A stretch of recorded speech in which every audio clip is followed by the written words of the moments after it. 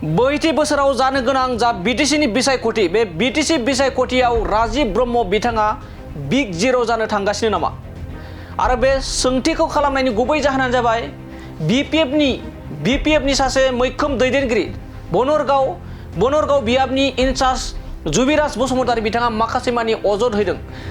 नोंथांमोना मिथिगौदि साननैसो सिगां बिपिएफनि माखासे दैदेनगिरिफ्रा लाइमोनफ्रा बिपिएफ दोलो नागारनानै बिजेपि दोलोआव जगदान जाहैदों। थामहिनबा बनरगाव बियाबाव बिपिएफनि माखासे लाइमोनफ्रा बिपिएफ नागारबाय। 15 बोसोर बिपिएफ दोलोआव थानानै बिपिएफ दोलोखौ नागारनानै बिजेपि दोलोआव जगदान जाहैदों। थामहिनबा राजिब ब्रह्मनि दैदेननायाव जगदान जाहैदोंमोन। बे जगदान जाहैनायखौ लानानैनो जुबिराज बसुमतारी बिपिएफनि इनचार्ज जुबिराज बसुमतारीया अजद खालामदोंदि बिजेपिनि एमसिएलए राजिब ब्रह्मजों बिपिएफनिफ्राय थांनाय सोद्रोमाफ्रा रांखावरिनि थाखायसो थांदों। बिथाङा अजद होदों रांखावरि खामायनो थाखायसो एबा रांखावरिनि लुब थानायखायसो बिपिएफ दोलो नागारनानै बिजेपि दोलोआव जगदान जाहैदों माखासे लाइमोनफ्रा, जेराव नोंथांमोना नुना मोनदोंदि माखासे बिपिएफनि दैदेनगिरिफ्रा बिजेपिनि टफि गाननाय एबा माला गाननानै जगदान जाहैदों। बिथांमोनखौ थांखिनानै जेराव बिपिएफनि इनचार्ज बिथाङा बनरगाव बियाबनि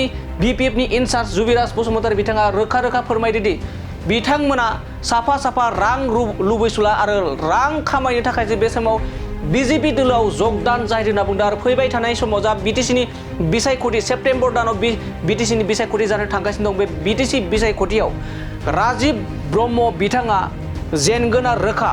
मानो होनना बुङोब्ला थांनाय समाव बिपिएफनिफ्राय टिकेट लानानैसो बिथाङा देरहादों आरो देरहाखांनानै फोथाय खेबस' खालामनानै बिपिएफखौ नागारनानै बिजेपि दोलोआव जगदान जाहैदोंमोन। बेखायसो देरहादों। नाथाय फैबाय थानाय समाव राजिब ब्रह्म बिथाङा बिजेपि दोलोआ जेनगोना रोखा होननानै बाथ्रा बुंदों बिथां जुबिराज बसुमतारी बिथाङा, जेराव जुबिराज बसुमतारी बिथाङा फैबाय थानाय बिसायख'थि गेलेनो थाखाय बिथाङा टिकेटनि थाखाय साखा फारा जानायखौ बे समाव नुनो मोननाय जादों। दानिया फैदो बिदिब्ला बिजेपिनि एमसिएलए राजिब ब्रह्म बिथांनि सायाव माबायदि अजद दैखांदों बिथां जुबिराज बसुमतारी बिथाङा एबा बिथांनिफ्राय जों आबुङै मिथिना लानि।